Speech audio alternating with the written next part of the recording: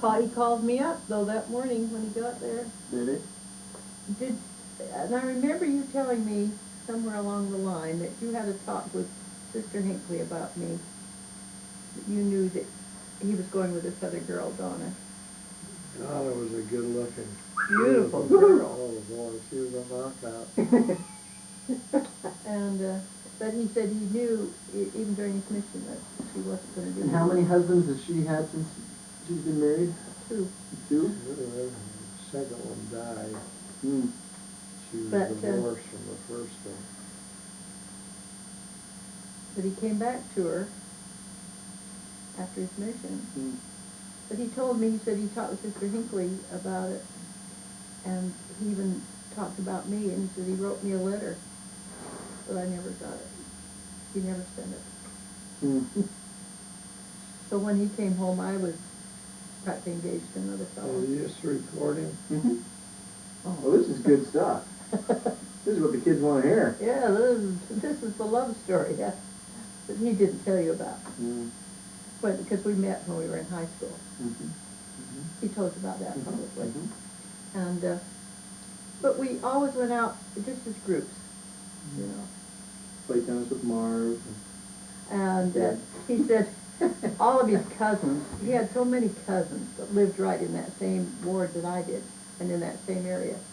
And when we would start school in junior high school, I remember they would call out our names. They'd have us all in the auditorium, they'd call out our names.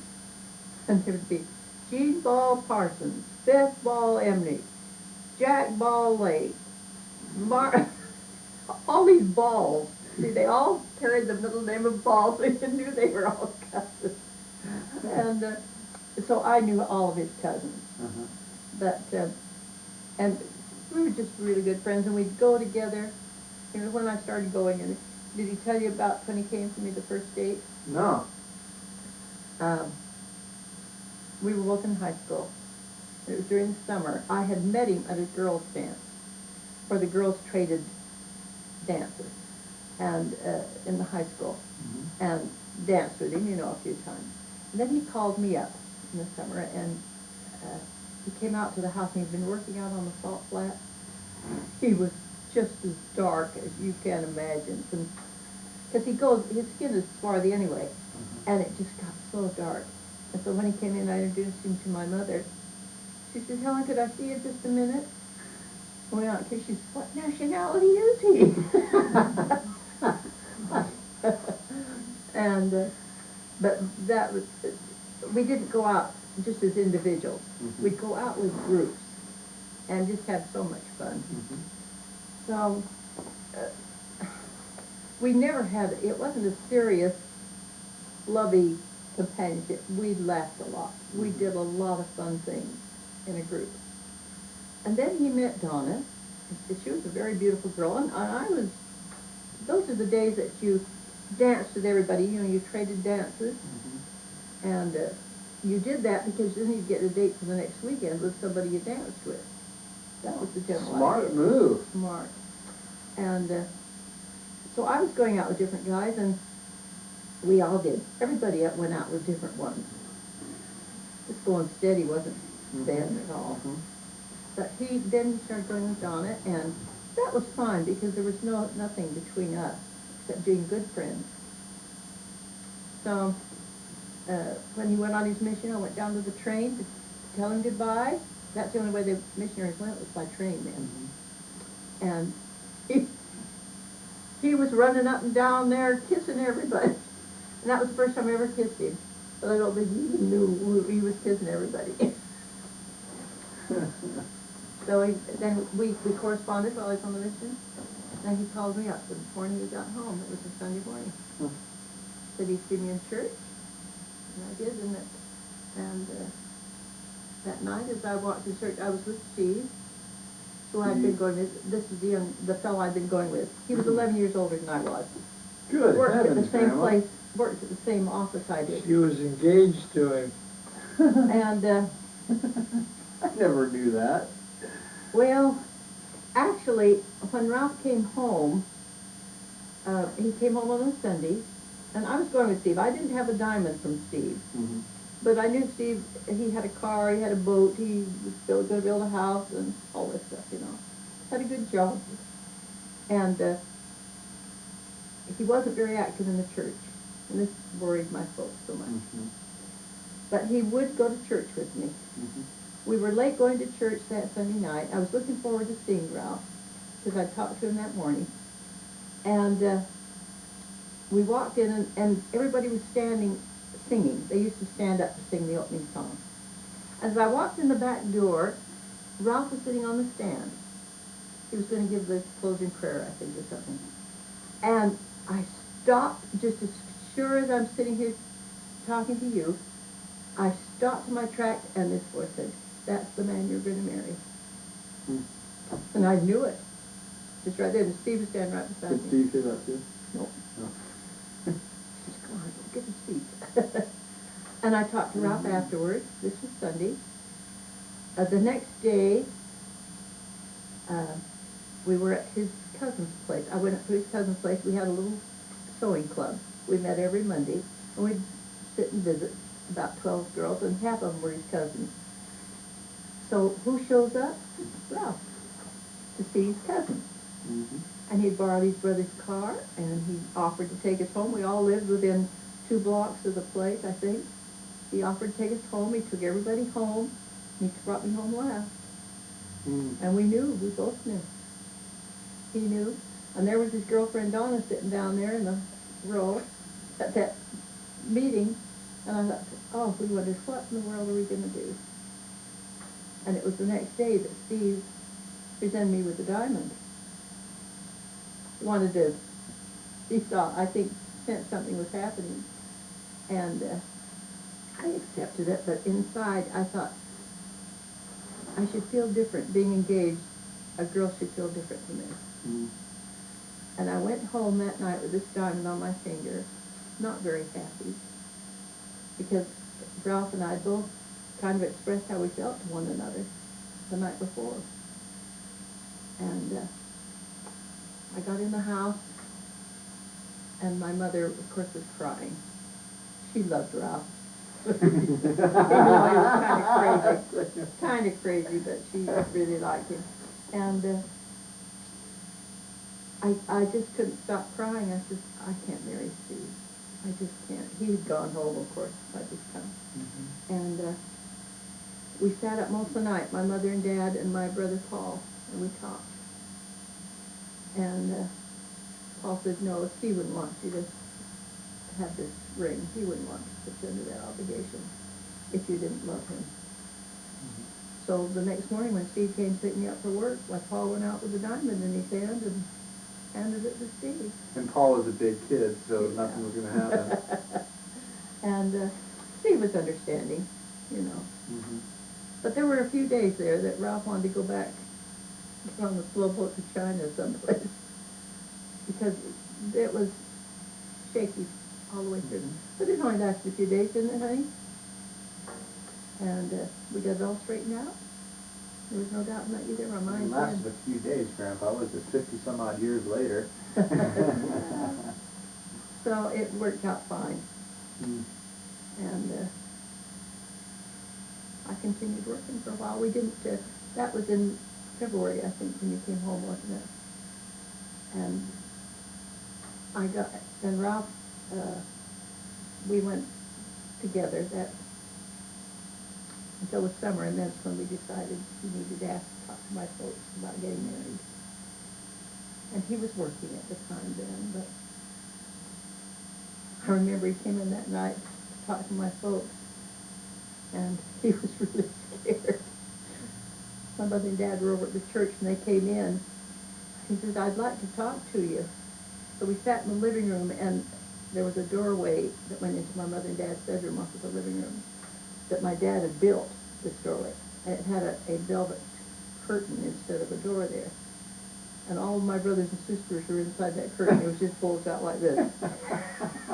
As they listened to Ralph ask my dad and mother for my hand in marriage. Did they give you a bad time? No, they loved him. You should have. So that was, I've often said, I wish all all of my kids could be that sure. Well, you were sure. I know Bri would say to me, how do you know if you really love her? And I said, Bri, if you have to ask me, I don't think you do. You know, I would hope you know. And then he had a manifestation very similar to this with Leslie.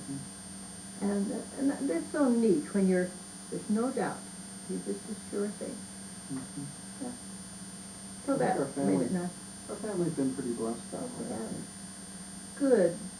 Good marriages. And that's the exception more than the rule, you know. Because so many families are messed up. And kids that have been married in the temple, too. But the world is still there, you know. If you don't get along, well, you get a divorce. Like it's easy way. Tell me a little bit, Grandma, about you growing up when you were born. You don't have to give actual dates. No. Don't want to date you. Well, I was the oldest in my family, the first child. And then I had two brothers and then two sisters. So my two little sisters, they were real good companions. My two brothers were, but I had to learn to run as fast as the boys. Because that's all I had to play with for a long time, you know. And both of my brothers ran well. And my dad worked for the railroad. And I know just as teenagers, they would have track meets every summer. The railroad would. Big track meets. And so my dad and my uncle would take my two brothers up to the East High School, and they'd take me to be the rabbit that they'd chase. That's the truth. I could run faster than either one of them, but they didn't have any games for girls, you know. So that I trained the boys to run. Yeah. And we had a good life. We made our own fun. We had an old chicken coop out in the back that wasn't used for chickens anymore, so we whitewashed it and made that a clubhouse. So all the kids in the neighborhood, you know, we had good times.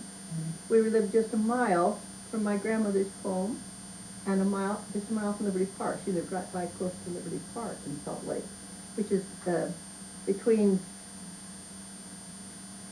south? 9th South? It's on between 5th and 7th East, between 9th South and 13th South, I think. It's a lovely park in Salt Lake. And those were the days when on the 4th of July, there's only one place you went, that was Liberty Park with your lunch. The whole family went there. They had a lake that you could get rowboats on. And in the wintertime, the lake would freeze over, and that's where we would ice skate. We'd have to clear off all the snow and everything.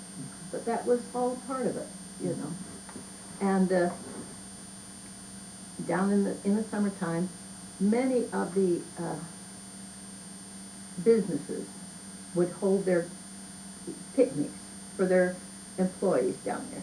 And they would have races and games and everything. So we'd go down to the park nearly every day and get involved in all this, and then we'd run the races and come home with sacks of groceries. Because we were pretty good runners. So, but as I was mentioning to you before, we lived on that street. We knew all the kids. We knew everybody. And everybody cared for each other's kids. And we went through a depression. Yeah, we did. I remember my dad sitting us down every Saturday. We'd hold our shoes up so he could see the bottom of our shoes to see who had the biggest holes in them, and could we only buy one pair of shoes a week. And the rest of us put cardboard down in there in our shoes until we could get a pair of shoes. But everybody did that, so it was nothing. I remember my grandmother's sister lived in New York, and she made costumes for the actresses on the stage back there. And once a year, she would send a box home of all this gorgeous material. You keep going. Of all this beautiful material, and fur coats and lace stockings. Oh, just gorgeous things. You know. I was in the 4th grade, I remember, and one of these boxes came, and here were these black lace stockings with a rose design in them, you know, that of course girls wore. And I thought they were the most beautiful things I'd ever seen, because I had to wear brown cotton stockings with, you know, the little bracers, what do they call them? Come on, Grandpa, you're a women's lingerie type guy. Panty waist. Little panty waist, and it had little things that you held your stockings up with. And then I had to wear high-top shoes and long underwear underneath those brown tan stockings. Oh, it was awful. But it was cold. Mm-hmm. So this was in March, and I was still just getting ready to get out of those darn stockings. So I put these black lace stockings in my pocket. And on the way to school, I pulled up my underwear, took off my brown stockings, and put on those black lace stockings with my high-top shoes. I thought I was the most gorgeous person in the whole school. I don't know what my teacher must have thought. But I never had a store-bought dress until I was a senior in high school. My mother made all my clothes, and they were usually made over from other things. Mother was a beautiful seamstress. And she had friends who would give her materials. She had one friend who owned an apartment house, and when they'd changed the curtains, she'd put the old curtains, and I've had many clothes made out of curtain material. Formals, and they were beautiful. You know, Mother had a great hand at that. And, but when I was in high school then, and that's when I met Ralph, and I got involved in oratory and debate, and was in several contests. Well, I had won some contests in junior high school in debate. So when I went on to high school, I got involved in it. And I got involved in the Constitution contest, which was a national affair. And I won the school, I won the district, I won the area, and then I went to the state. And the same place where his dad was buried, the Assembly Hall in Salt Lake, they held the state finals there. And I had just started to go with Ralph then. And here he came to that. And the only reason I knew he was there, the place was packed. But he and With Danger came up, way up there in the top, there's a window, a big round window, and they were sitting in that window seat. You know, it's very obvious. I mean, I can see sitting there with his hat turned up in the front, and he had his knickers on with his green socks and his green sweater. He looked classy. And there he was coming to my contest. What a dude. But I was the runner-up. I didn't win the state. I was the runner-up of the state. And then the state went on to the nationals back in Washington, D.C. But it was a good experience, but I always remember that. I can blame him that I didn't win. You saw this bright light, and there was Grandpa right there in the middle of it. Right in the middle of it. But when I was in even school, I loved drama and things like that, you know. And singing songs in primary, well, there's a little bit of ham in the family. And I got that, I think, from my mom. I've got a picture of her on the old Salt Lake Theater in Salt Lake on the stage there when she was in college. She had 1 year of college. I didn't. I graduated from high school, and that was my first store-bought dress. My grandmother bought it for me, was when I was in that contest. And I got up that morning to wear this to a big school assembly. And it was in May, and it snowed.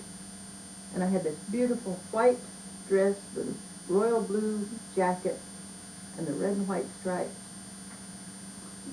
And it was snowing. In May, everything was, all the trees were down on the ground. Oh, it was awful. But, so that's where I learned to sew. My mother was always sewing. And that's where I learned, so I didn't know that there was any other way. And your mom, I made most of her clothes. When she was in college, I made her coats, everything. And she loved it, you know.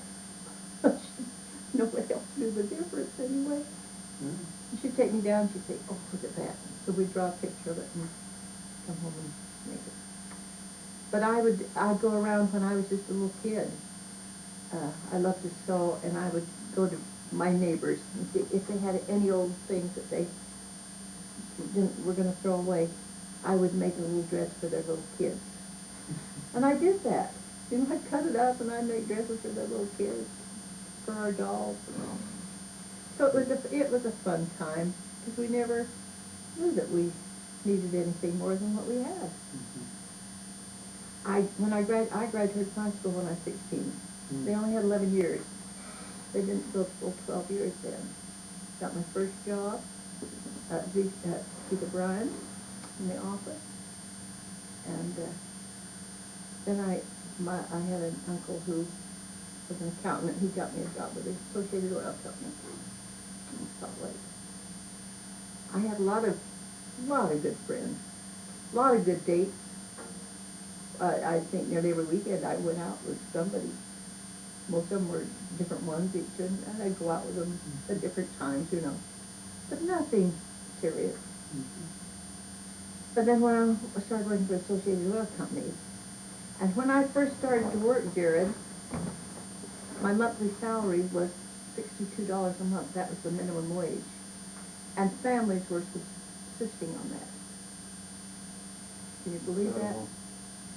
When I got married, I was making $90 a month, and that was high wages for a girl. Good move. Yeah, in fact, I think I loaned him some money to buy his first car after he come home from his mission. Made my first investment. But I had a good job, and it was fun. But I quit work when we did try to get married. Well, that was it. Was that generally what people did? I mean, girls would work? Very seldom. You know, my dad wanted to be an attorney, Jared. He had all the law books. And as little kids, I remember, after we'd have dinner, he'd say, "Now come on, I'm going to read you a story." And he'd sit us all down there and he'd get out this law book and read a case. Oh, boy. And he loved that, you know. But those were the days when you never went to school if you were married. He had 5 kids, you know. So my brothers, the 2 brothers, they knew how much he loved us, and so both of them decided they'd go to law school. And they both hated it. And Paul did graduate, but he never went to pass the bar at all. And Gene, he got halfway through it, and he went to Dad and he said, I just can't do this. And of course Dad really felt so badly when he knew how much, he thought they were just loving all this, because he loved it so much. But I'm sure he's happy now. He's got a grandson, a grandson-in-law who's an attorney. And of course Marge, my sister, married Roland, who was an attorney. So there's a few of them in the family. I thought if I'd gone on to college, that's what I would have done.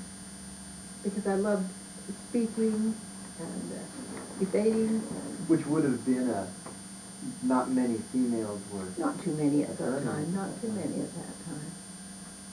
But I had to go to work so that the boys could go to university. That was the Depression time. So that was about it. And then, of course, when the war came along, we were married, but Ralph was bishop. So he had a divinity rating. He didn't have to go to war. Both of my brothers did, and I think that's what eventually brought about my mother's condition. Paul was in the South Pacific, and Gene was in Germany. He was in Patton's army. Gene was. They were both officers. Yeah, I've heard Uncle Gene talk about his experience. Can you turn that off now? You want me to? Well, he's probably getting tired. He's probably getting tired. Yeah, that's fine. We've been here for 2 hours. Yeah. We haven't talked any of the We- experience.